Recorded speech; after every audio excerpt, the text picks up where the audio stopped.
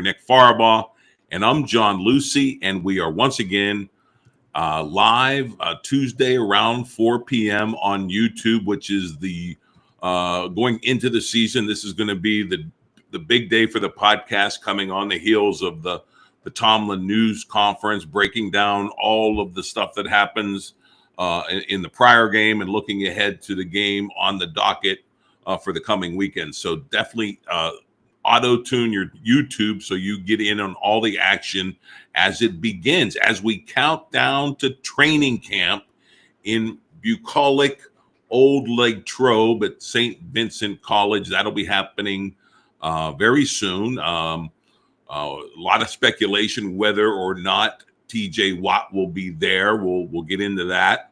But first, we got to mark some milestones here. We got to say happy birthday to the football franchise of the Pittsburgh Pirates, founded on this day in 1933 by old man Art Rooney, who, legend has it, had a great day at the track and plunked down $2,500 for the Pittsburgh NFL franchise. The rest is history. One of the greatest investments in all of sports. It has to be.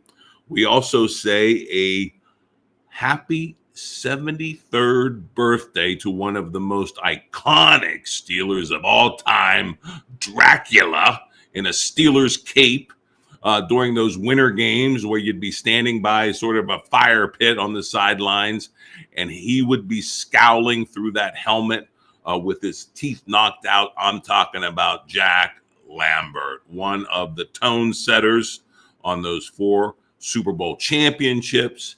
He's now 73 years young, and nobody would want to mess with Jack Lambert even to this day. That's for sure.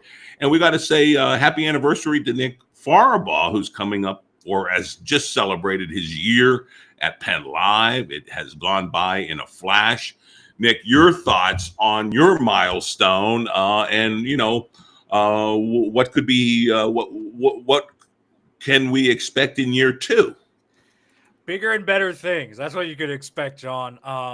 Yeah, man, it's been great doing this podcast, John. I think 2 weeks from now, this will be a full year of us doing this podcast. It's been a long haul, so you can expect great things here. I'm sure a crazy season because the Steelers are as crazy as they've ever been, so we can expect bigger, better things. And I also would be remiss not to mention this. John and I sometime soon have a really good in-depth feature dropping on Cam Hayward.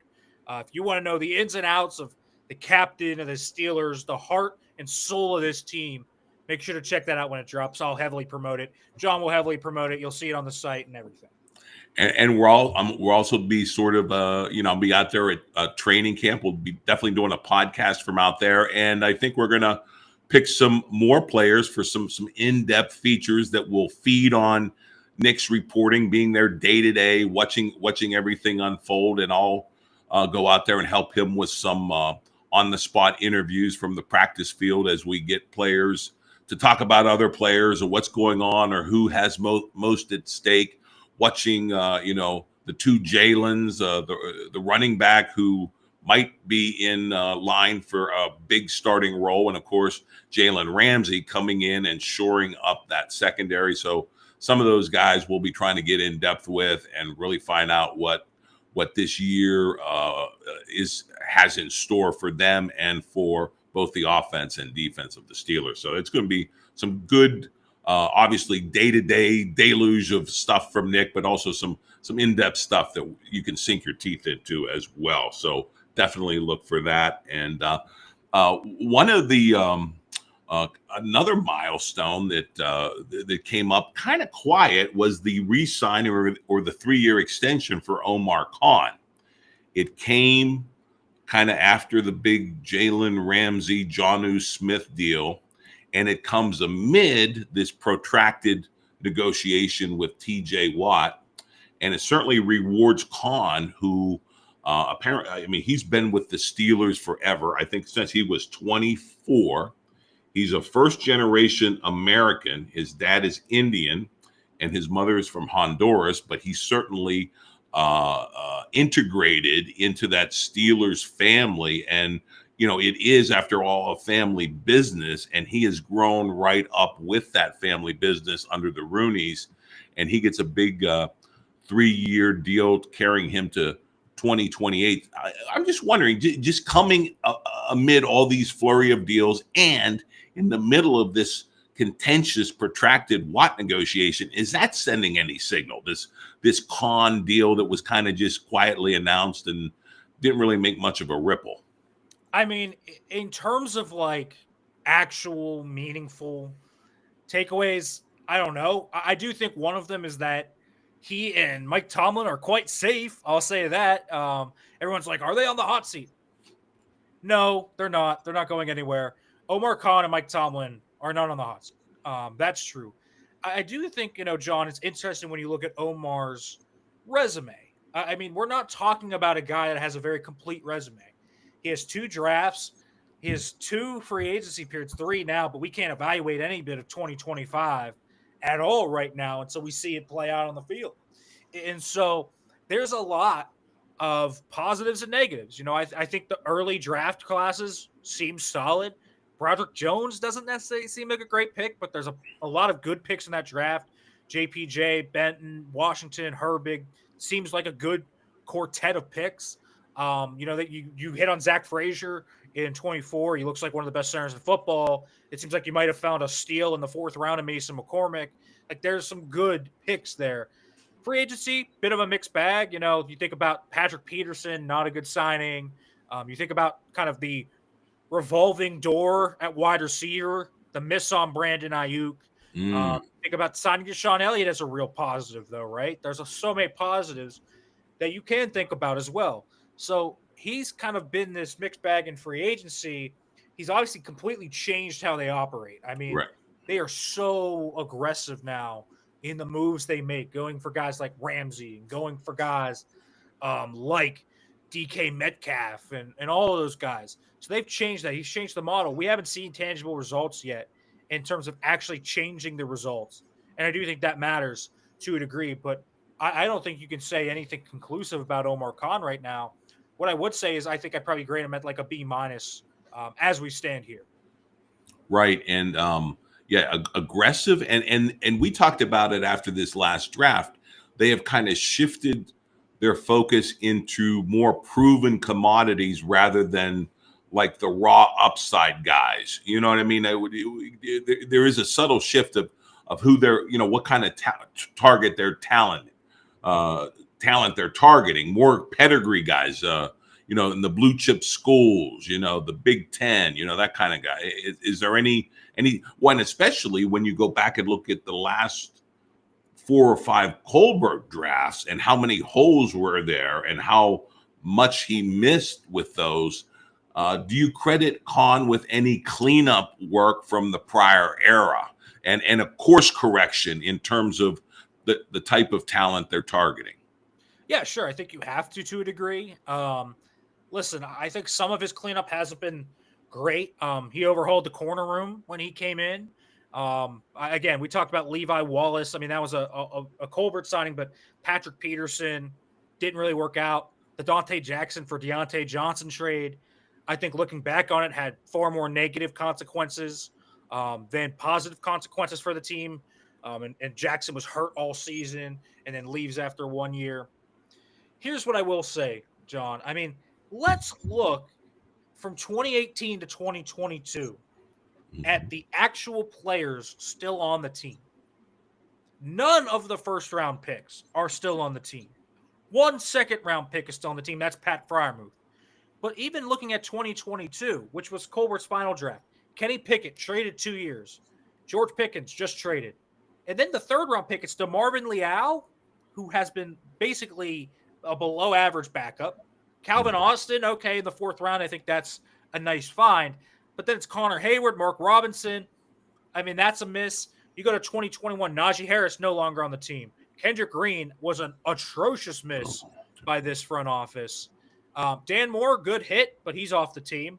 Isaiah Loudermilk's still on the team, but I mean, there's 2 players left on the roster. From 2020, there's one. It's Alex Highsmith. Kevin Dotson is a good player now, and he wasn't here.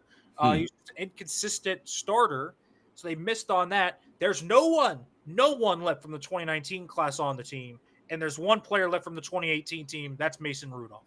So there is nothing really left from the Colbert era. I mean, it's Cam Hayward, it's TJ Watt, it's Alex Highsmith, and Pat Fryermuth. Like, those are the crown jewels right now of that era.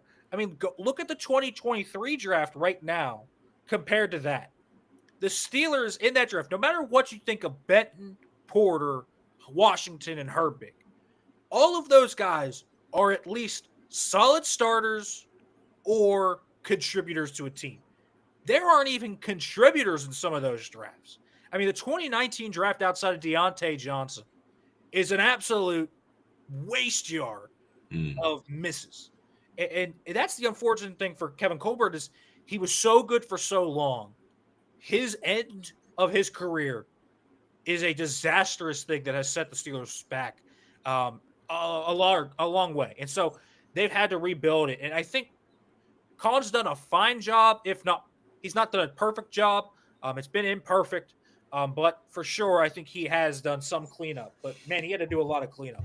The last 5 years of the drafting from the Steelers with Colbert as the head were off.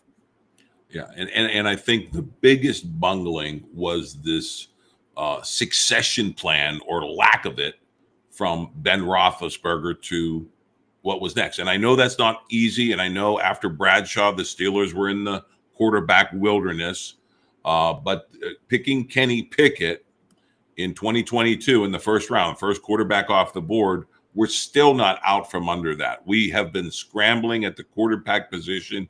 It has been a rotating wheel of different starters, plugging them in. We're trying to catch up with what Cleveland has done by having so many different starters over the years. But we're still not out from under that. And we won't be out from under that until next year's pick, when the draft is in Pittsburgh, is in the books. And then we see what we have in this franchise heir apparent, because it certainly wasn't Kenny Pickett, despite what Terry Bradshaw he can't let Pickett go. He keeps talking about how the Steelers bungled Kenny Pickett and they didn't put anything around him. And I think he's still wounded from the way his head coach, Chuck Noll, treated him. And he was out with some fresh comments about that as well. But yeah, what do you make of Bradshaw holding on and beating this Kenny Pickett Steelers thing to death, as saying that this was some kind of big missed opportunity, that the Steelers blew it, not in picking him, but in not really developing him?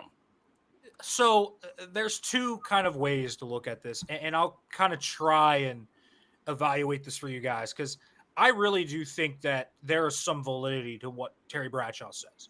Not in that I think Pickett would have worked out. I don't think he was ever a first-round caliber quarterback. Trust me, I watched the guy all through his 5 years of Pitt. I watched every single game, every pass. I have Pitt season tickets. I'm there all the time. So I was a student at Pitt while he was there. I saw him bleed in the ACC championship. He never screamed first-round quarterback. He never did. But here's the thing.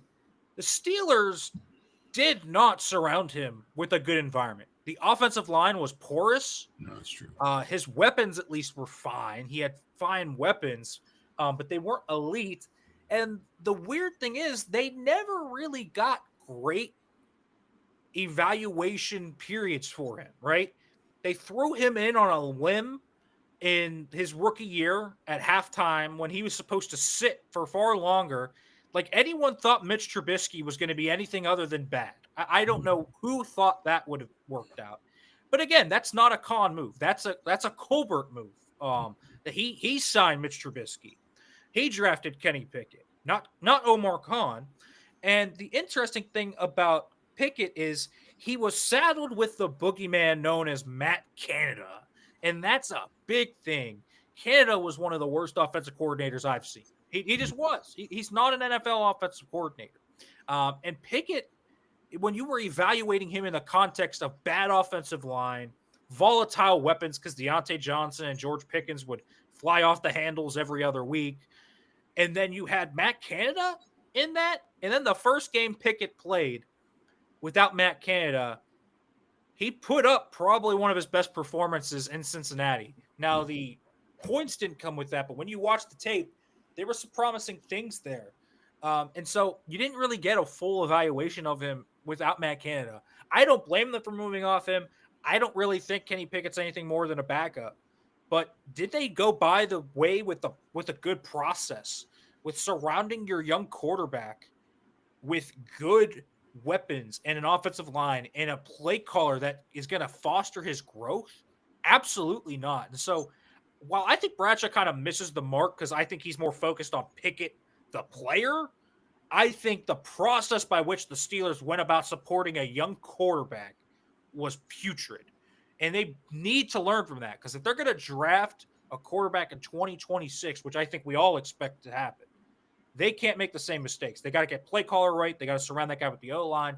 They got to get the right weapons. And so all of that makes sense. And they kind of shown that they've learned some of that, right? The O-line's been built up completely, right? Drafting 2 straight tackles, focusing on center, getting McCormick at guard, trading for DK Metcalf so that the next quarterback has an alpha dog at wide receiver. He's going to have 2 really good tight ends in Smith and Freiermuth. He's going to have a running back in Caleb Johnson. Like, the bones are there already for next year's offense. So you just drop basically the quarterback in there. What you got to figure out this year, I think, is if Arthur Smith is the right coordinator. I think that's going to be the big thing for them, or if they have to make a switch there before they get the quarterback in there. But Kenny Pickett was saddled with a lot of things that hurt him.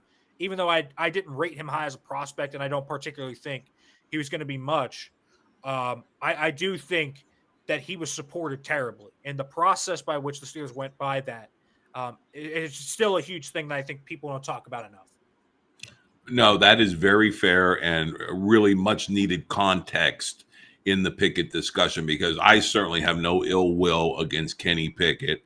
I do question, as you do, picking him, in that like, what was he, picked 22 or picked 20 in the first round? Yes. Yeah, I mean he was the first quarterback off the board in a really bad quarterback year for the draft, and it was definitely an overdraft situation. So that's what I complain about.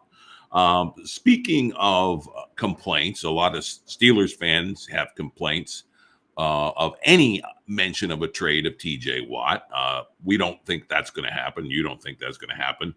Adam Schefter was speculating a little bit the fact that there have been some inquiries about a trade. The Steelers haven't really opened those talks. But the talks that are open are the negotiations on the Watt contract for Myles Garrett money, $40 million a year. And apparently they're not going very well. And Schefter kind of threw out some gas on the fire, talking about different dates, saying, well, July 8th, I'm not worried about a holdout. August 8th, I'd be a little bit worried. And then September 8th, I'd be really worried there's a big problem. I mean, when you start talking September 8th, I think you have panic in Pittsburgh.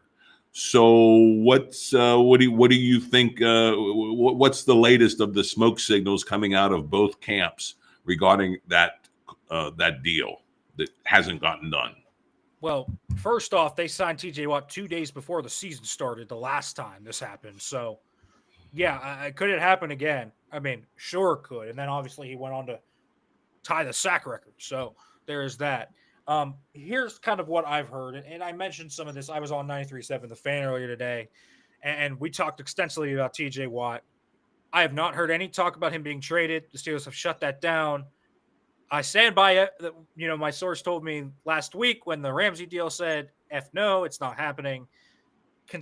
Continuing in that vein, still nothing on the trade front for TJ Watt.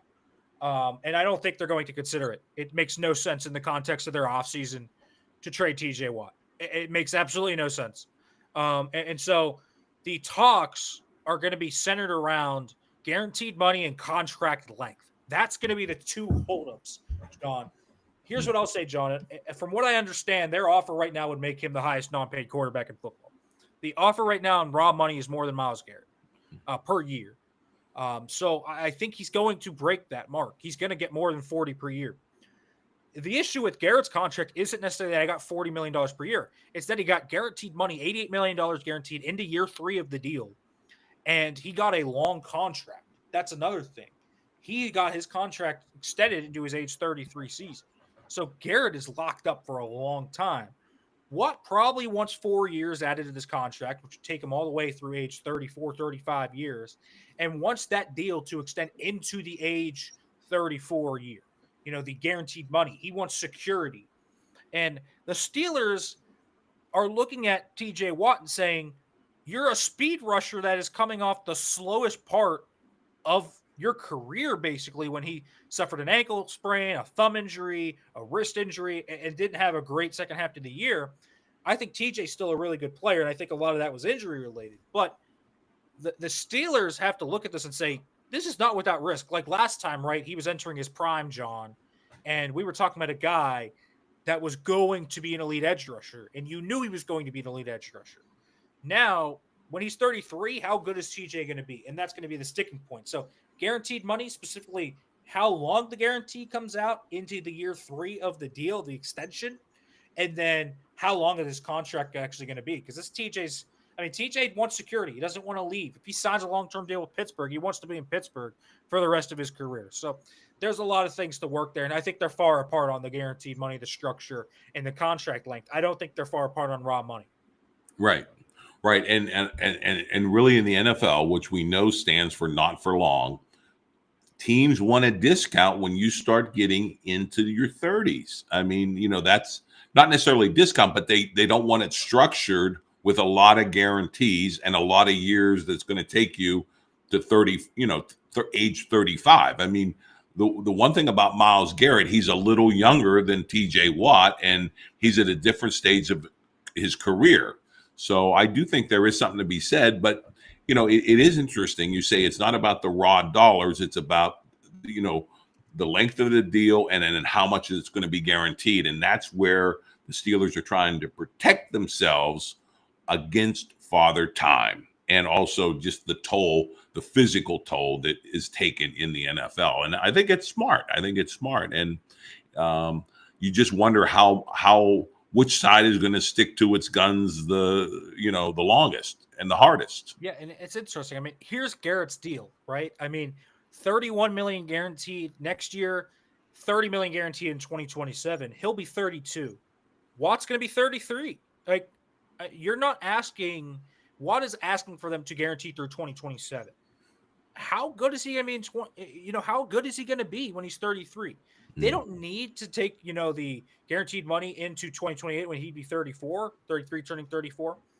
But what they do need to do is kind of give themselves an out here, right? They need to make sure that if TJ Watt gets this big extension, they're not saddled with this albatross contract in the middle of their winning window. That's the other thing I think people don't understand enough about this deal is the rookie quarterback, if he's that guy, right? Let's say they get the franchise guy, you're going to want maximum flexibility, the ability to go out and get guys and make moves. And if you had to move off TJ Watt, you want to be able to do it.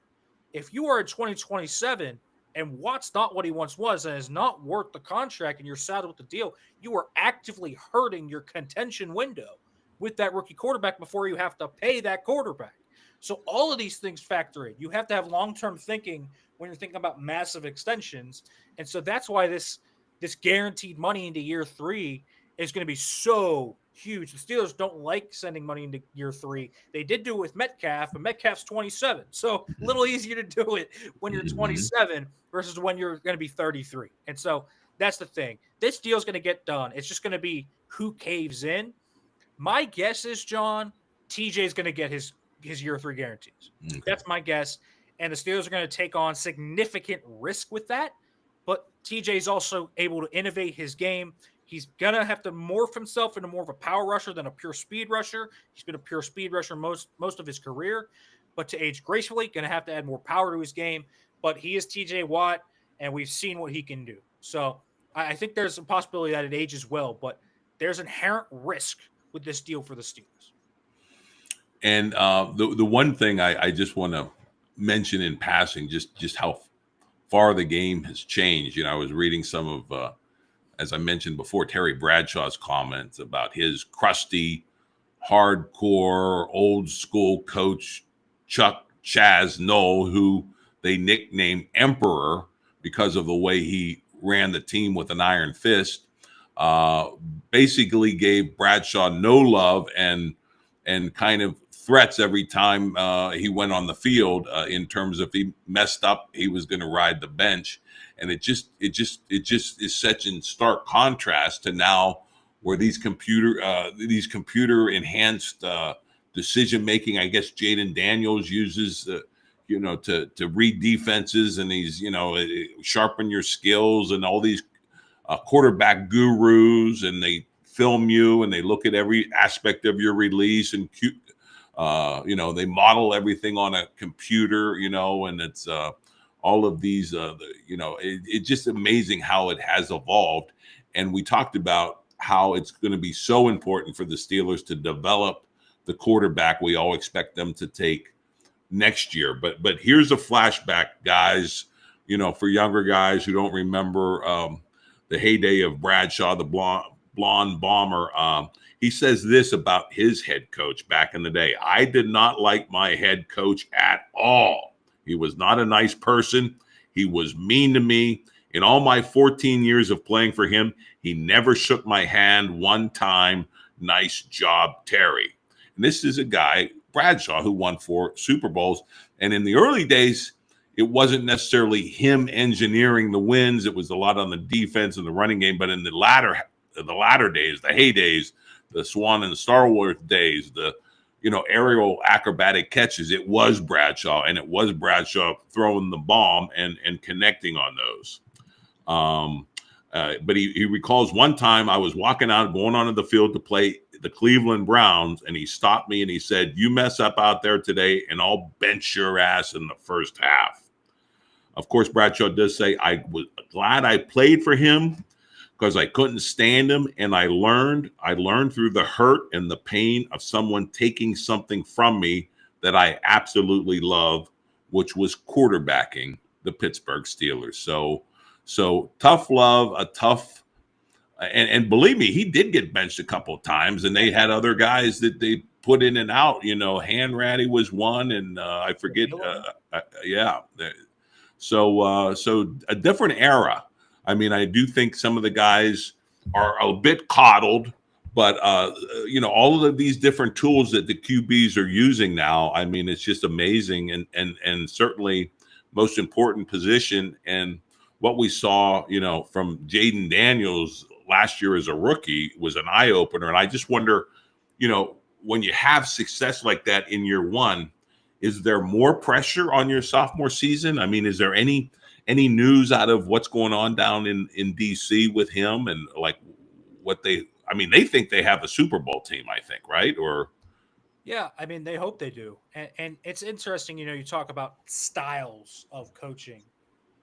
I think people think Mike T is all buddy, and it's just not true. Like, Mike T is, while he is this charismatic guy and likes to be close and have close relationships with his guys, and he cares about them, guys, he is hard behind the scenes. Like, he shreds people in the film room. I have heard many a story about him just shredding people.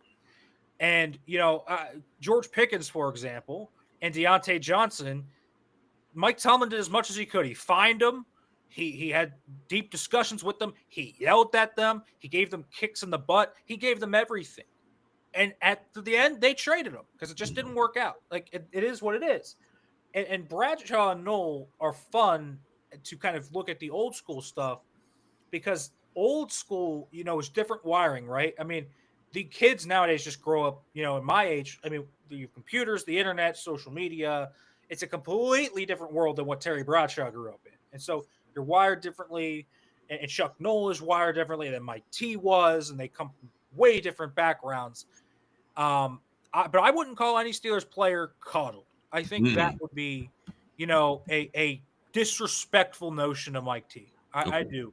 I think there are valid criticisms of Mike T, but I think this idea that he's some pushover is incorrect. If you want to look at a pushover in the locker room, with all due respect, go to South Beach. Mike McDaniel is that guy that you think Mike T is. Okay. Well, that's an interesting point you raised there with Mike T, because, and I saw the comments. I should have flagged him. I should have bookmarked him. James Harrison, who was basically the biggest Steelers hard ass there ever was, undrafted free agent who fought tooth and nail to make the team and then become, I think a future Hall of Fame player. Made that historic Super Bowl interception return that was just unbelievable. He did say, he liked Mike T, but he did see him evolve a little bit where maybe he was softening his image a little too much, that he did have that edge, but was he keeping the edge? Did you see those comments? I thought they were interesting. Interesting comments. I mean, if James Harrison was your head coach, he would be like Chuck Noll. You know what I mean? James Harrison is that type of, you talk about hard ass. I mean, that's that type of guy, right? And I think Mike T as well, specifically when he came in Harrison's era. Mike T was the same age as some of those guys. Sometimes it's hard to instill yourself fully over that culture. And so I understood, why in the early beginnings, Mike T kind of stepped back a little bit and let guys like Polamalu and Harrison and the Farriers and all of those guys just kind of lead, Hines Ward, right? Bettis and those guys. Like, I understand, why, well, not Bettis, but Hines Ward and Randall L and all those guys just kind of lead a little bit, right? Because Mike T was still figuring out himself as a head coach. But I do think, when you look at Mike T behind the scenes, there is this kind of players coach pushover mantra that people think. I think it's a little overblown. I do. I don't think he's going in there and, saying, good job, even when a guy drops a ball. He's chewing them out. He's yelling at them from across the field. He's pulling them up, on the film room in front of the team. Like, there are ways Mike T tries to push guys, and he pushes buttons differently. I think another thing back in one big difference I do think back from when Noel was coaching to when Tomlin was coaching was there was only one way to coach back when Chuck Noll was coaching. You think of guys like Bill Parcells and Bobby Knight and just legendary coaches of that era. They coached hard, they were hard asses, and they were going to push you that way no matter what. There wasn't like tweaking to the individual, right? Nowadays, I think Mike T is someone that tweaks to an individual's needs. Not everyone responds to being challenged and hard coached like that. Some guys need a softer style of coaching. It is something that is real. Some guys respond to different challenges and respond to different coaching. And that's something that I think you also have to look at when you're talking about variables here. And so that's something to think about when you're talking about Tomlin versus Noel's era. They're different eras, but I do think Tomlin does a great job of varying his coaching to the individual. And I think that's something that when you talk about why he's a culture builder, that's why he is what he is. And I do think the great ones do that. And like Parcells, I mean, you find the buttons on each player and you are able to push those buttons. We'll close with this. Since some people were celebrating Christmas in July and we were talking about the great James Harrison, one of my favorite anecdotes from him was talking about another of his coaches, Dick LeBeau, defensive coordinator, who Harrison absolutely loved. And one of the things LeBeau did, and he was a very senior guy who had a great NFL career in his own right as a player, he would read the guys the night before Christmas every Christmas season. And the guys, these big, burly defensive guys like James Harrison absolutely loved it. And I just think, that's just a totally different relationship with a different kind of coach who his players just absolutely loved. And Harrison certainly as hard of an ass as he is, he had a soft spot for Dick LeBeau, and he absolutely loved the guy. And that's one of my favorite, fondest anecdotes from James Harrison. So we'll leave it at that. We'll be talking with Nick next week, setting up camp, what we'll be looking for, what are the big battles ahead. We know Connor Hayward has his work cut out for him in this year. There's going to be some other guys.